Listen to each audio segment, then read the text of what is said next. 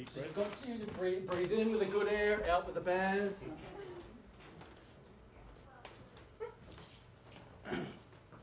So, facts in this presentation may not be absolutely true, and I take no responsibility for that. I'm not liable for anything. But we will talk about idioms, general phrases that mean something different than they're literal.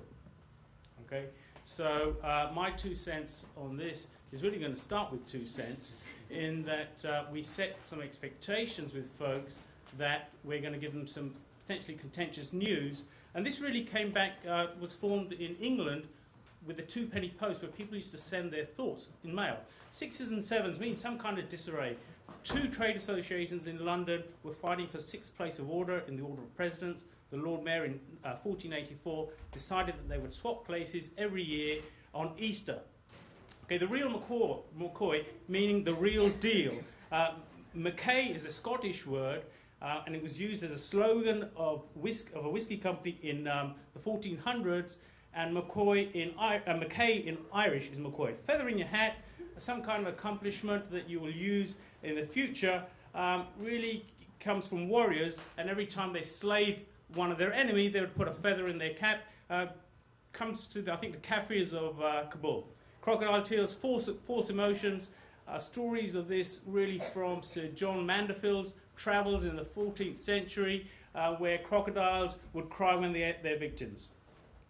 An eye for an eye, a Babylonian law, in that you would get vengeful to the people that injured you. If you were in the same social strata, then you couldn't have worse.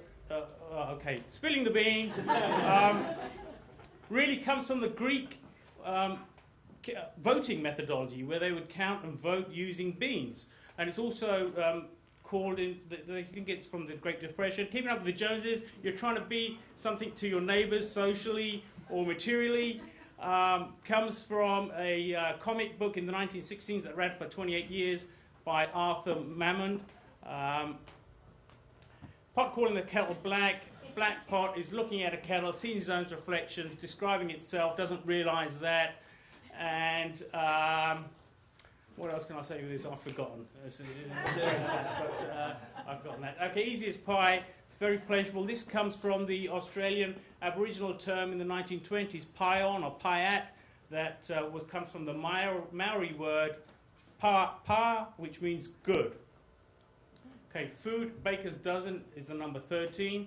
This really came from the 13th century. Henry III said that any baker that was cheating on the customers would be punished, so bakers used to give 13 for the price of 12.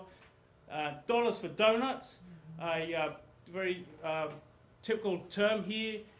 1800s, it was actually dollars to dumplings or dollars to buttons. Okay, and if you eat all this food, I'm sure you're going to be sick as a dog, okay, which means you're extremely sick, and this comes from the 17th century, where dogs in royal courts would eat all this food, and when it didn't kind of suit them, you'd have a dramatic ending. Chip on your shoulder comes from the royal dockyards in England, where shipwrights were allowed to take timber home, but it was costing the taxpayer too much, so they said instead of carrying it this way, you had to carry it this way, and it caused contention. Bob's your uncle means everything's okay. Comes from Sir Frederick Robertson, who was a great warrior in the Victorian times, fought in India, and they used to call him Uncle Bob, which meant all is well. Break your leg, good luck for actors and musicians. James I's time, people used to throw coins at actors once they performed, and they used to bow down or take a knee and break their leg line to pick up the coins. Toe the line from the British House of Commons, where opposition parties would have sword bearing, would stand opposite each other at 2 swords length to avoid any confrontation and to keep decorum.